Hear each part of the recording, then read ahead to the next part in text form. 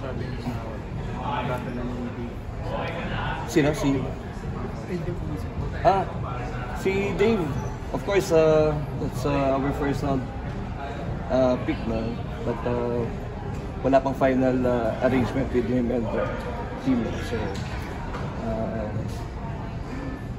yun, wala pa, hindi ko pa ano. But again, yung off-guide, combo guide siya. So, yun ang in-expect namin sana kaya namin siya kinuha.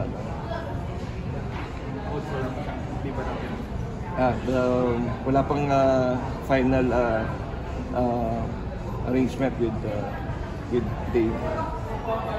But what I've heard from the management, they offered yung 2-year maximum contract na for Dave. So we're waiting for Dave na siguro.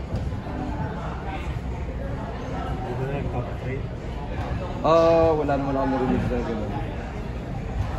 Wala pa. Hindi ko pa. Pero coach, since po ba nung draft, nagka-chance na kayo magkausap after ng draft?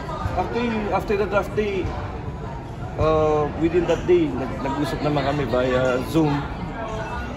But we haven't seen Dave sa court. We're still finalizing siguro yung setup. Wala pa. But again, yun nga narinig ko, the team offered a 2-year maximum contract for Dave. Pending.